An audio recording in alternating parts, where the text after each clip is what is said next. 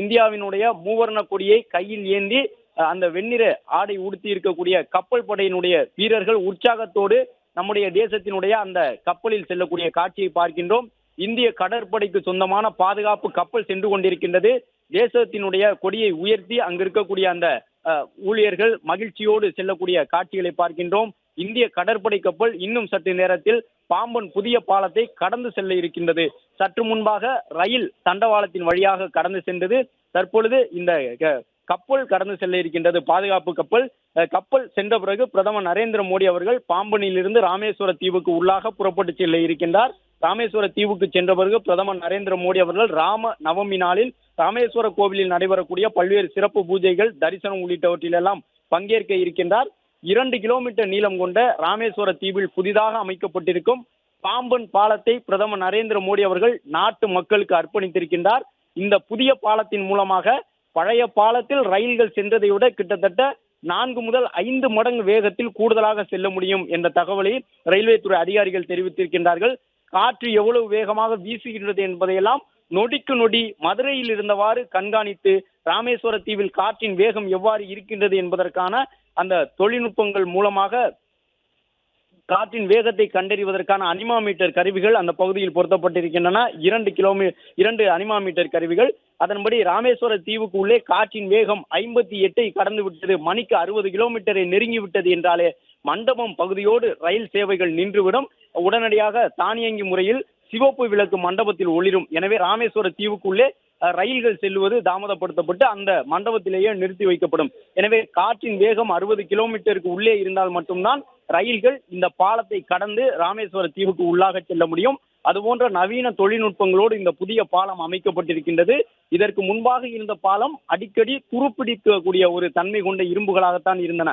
1914 பிரிட்டிஷார் உருவாக்கி இருந்த பாலம் அது. கிட்டத்தட்ட ஒரு நூற்றாண்டை கடந்து விட்டது, தொட்டு விட்டது. எனவே அந்த பாலத்தை பொறுத்தவரை அடிக்கடி அந்த மராமத்து பணிகள், அலுமினிய பூச்சிகளை பூச வேண்டிய பணிகள் எல்லாம் இருக்கும். ஆனால் தற்போது அமைத்திருக்கக்கூடிய புதிய பாலத்தில் 3 லேயர் கொண்ட பெயிண்ட்கள் அடிக்கப்படுகின்றன. இதன் மூலமாக அந்த துத்தநாகங்கள் துருப்பிடிக்காத வகையிலே புதிய நவீன தொழில்நுட்பங்கள் பயன்படுத்தப்பட்டிருக்கின்றன. பாம்பன் புதிய பாலத்தை பிரதமர் நரேந்திர மோடி அவர்கள் திறந்து வைத்திருக்கின்றார். நாட்டு மக்களுக்கு அவர் புதிய பாலத்தை அர்ப்பணித்ததன் அடையாளமாக சற்று முன்பாக அந்த பாலத்தின் மீது ரயில் ஊழியர்கள் இருக்கக்கூடிய, ரயில்வே பணியாளர்கள் இருக்கக்கூடிய சிறிய ரயில் ஒன்று கடந்து சென்றதை பார்த்தோம்.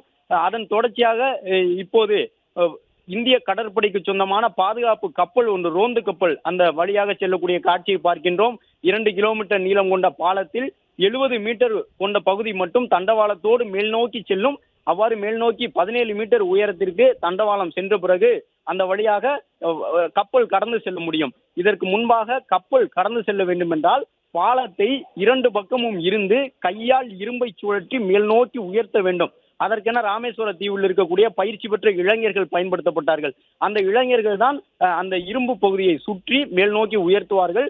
அதற்கு அரை மணி நேரம் தேவைப்படும் மேல் நோக்கி உயர்த்துவதற்கு.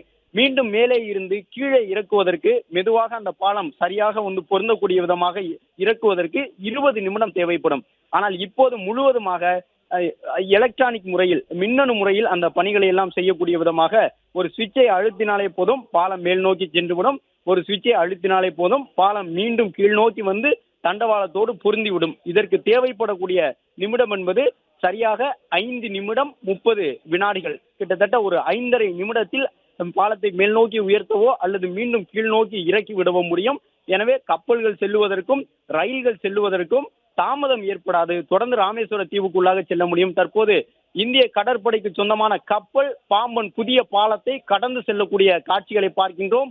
அந்த கப்பல் முழுவதுமாக பணியாளர்கள், அதாவது பாதுகாப்பு பணியாளர்கள் இருக்கக்கூடிய காட்சிகளை பார்க்கின்றோம். அவர்கள் தங்களுடைய கைகளிலே தேசிய கொடியை, மூவர்ண கொடியை ஏந்தி நிற்கின்றார்கள். பிரதமர் நரேந்திர மோடி அவர்கள் பாலத்தில் அமைக்கப்பட்டிருக்கக்கூடிய மேடையில் இருந்தவாறு அனைத்து காட்சிகளையும் பார்த்து கொண்டிருக்கின்றார்.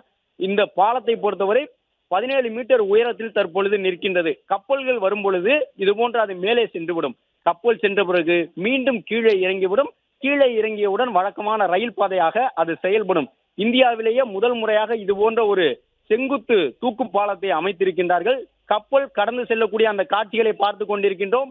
புதிய பாம்பன் பாலம் வழியாக இந்திய கடற்படைக்கு சொந்தமான கப்பல் தற்போது கடந்து சென்று கொண்டிருக்கின்றது. பிளே ஸ்டோர் மற்றும் ஆப் ஸ்டோரில் இருந்து பாலிமர் செயலியை QR கோடு மூலம் பதிவிறக்கம் செய்யுங்கள். செய்திகளை உடனுக்குடன் பெறுங்கள்.